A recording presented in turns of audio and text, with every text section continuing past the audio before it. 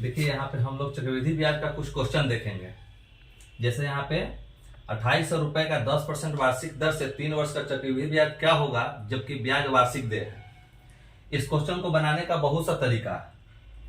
जैसे सिंपल सा हम लोग तो बना देते हैं P इंटू 1 प्लस R बटे 100 पर पावर n।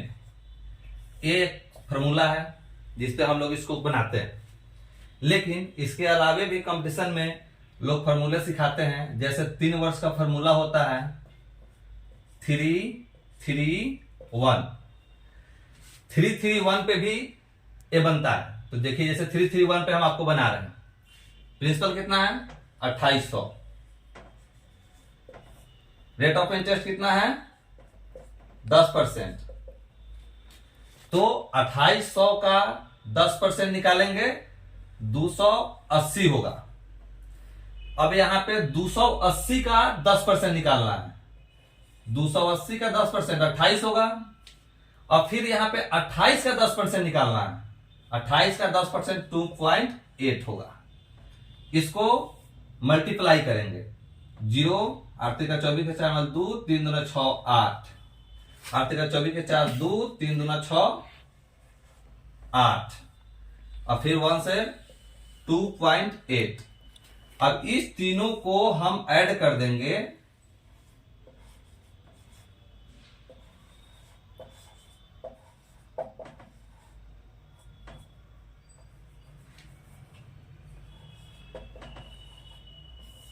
.8 ये मेरा CI निकल गया। ये मेरा CI निकल गया। लेकिन इस CI के बाद अगर ये फॉर्मूला 331 सही है, इसका 2 साल का जो होता है ना, 2 साल का होता है 21। चक्रवृद्धि ब्याज का 2 साल का अगर ये ब्याज यहां पे 2 साल रहता तो 21 के फॉर्मूला से निकलता। 3 ईयर का था तो 331 पे निकला। अगर 4 ईयर का रहता तो 64641 इसका ट्रिक है। अब इसके बाद अगर इस चीज को फिर दूसरे विधि से बनाना हो तो इसके लिए भी क्या है उसको देखिए। वो तो अगर कहीं आपको एग्जाम में फॉर्मूला याद ना हो तो अब आप क्या कीजिएगा, तो सिंपल सा है। फिर मूलधन है 2800, रेट है 10%, समय है 3 इयर्स टाइम। इसको क्या करेंगे 2800 का 10% निकालेंगे 280। फिर 280 हो गया, ये फर्स्ट साल का ब्याज हो गया। जो ये फर्स्ट साल का चक्रवृद्धि ब्याज हो या फर्स्ट साल का सिंपल इंटरेस्ट यानी साधारण ब्याज हो, दोनों जो है ना ब्याज बराबर होता है। तो ये चक्रवृद्धि ब्याज भी हो गया और साधारण ब्याज भी हो गया। लेकिन दूसरे साल में हमको जाना है तो फिर 2800 का 10% निकालेंगे 280 हुआ। अब 280 जो हुआ इसका हम निकाले हैं यहां पे, लेकिन इस पे ब्याज पे भी ब्याज लगता है तो हम इसको इसके ऊपर से भी 10% निकालेंगे यानी 28 हुआ। अब इसमें देखिएगा तो ये दोनों जो है सो सिंपल इंटरेस्ट हो गया, लेकिन यही जो है ऐड करते हैं तो चक्रवृद्धि ब्याज निकलता है। ये 2 साल का हो गया। तीसरा साल का निकलना है तो फिर हम स्टार्ट करेंगे यहां से। इसका फिर 10% निकालेंगे 280 हुआ। उसके बाद इसके ऊपर जितना सारा बच रहा है इस सब का भी हमको 10% निकालना पड़ेगा। जैसे 280 का 10% 28, फिर इस भी 280 का 10% 28, और फिर ये 28 का 10% 2.8। अब क्या करेंगे, इसको ऐड करेंगे, इसको ऐड करेंगे, इसको ऐड करेंगे, इसको ऐड करेंगे। ये जो ऐड करके आएगा वही मेरा चक्रवृद्धि ब्याज होगा। जैसे 0 8 का 24 2 4 6 8 56 28 2.8 इस सबको ऐड करेंगे तो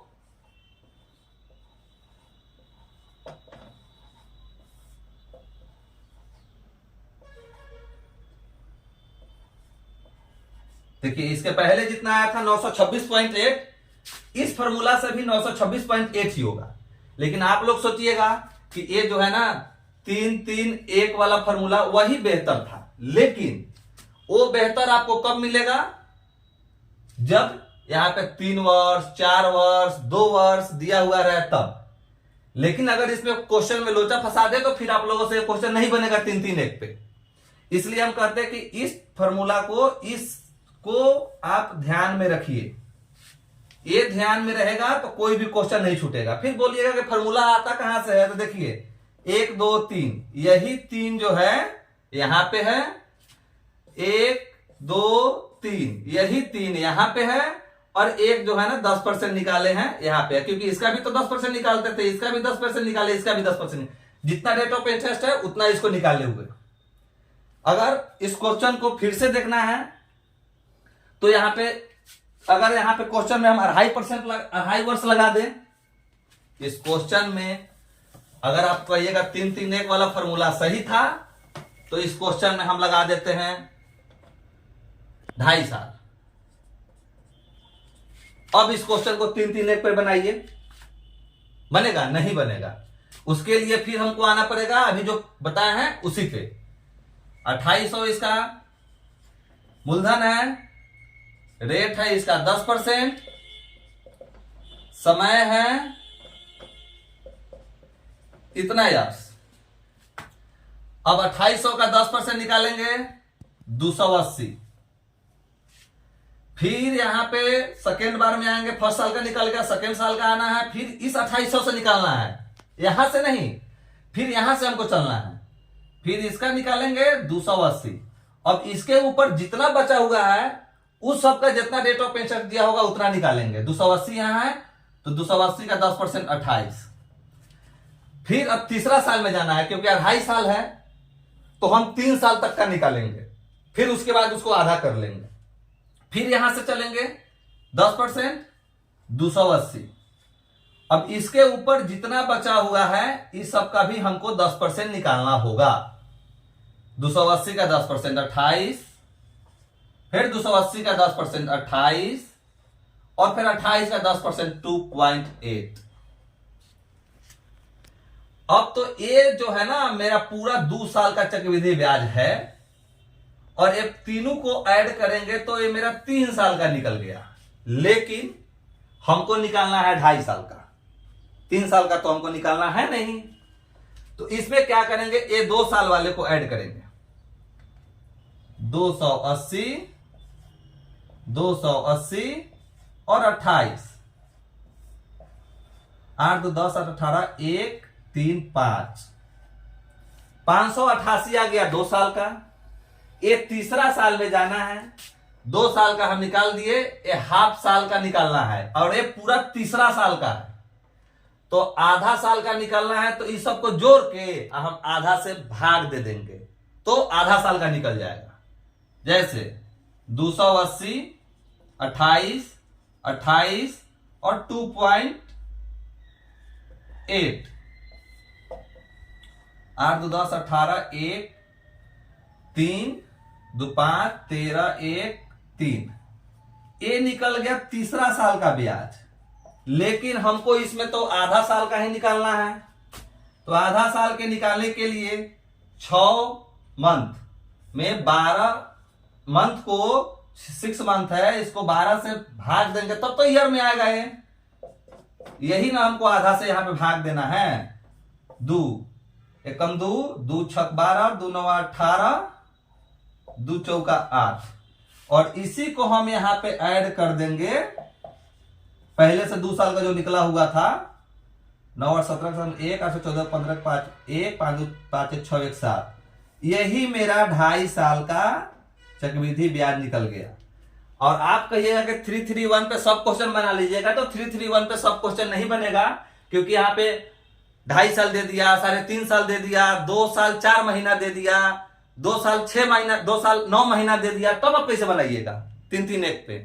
इसीलिए भाइयों कोई भी क्वेश्चन चक्रवृद्धि ब्याज का इस टाइप का बनाइए तो कोशिश कीजिए कि ऐसे तोड़ के बनाए, तोड़ के बनाने का अभ्यास कीजिएगा, तभी भी वहां पे कितना भी लंबा चौड़ा कर देगा, 2.5 साल करे, 3.5 साल करे, 4.5 साल करे, 1.5 साल करे, तो आपको कोई फर्क नहीं पड़ेगा। चलिए फिर जैसा हो आगे नेक्स्ट वीडियो का इंतजार कीजिए।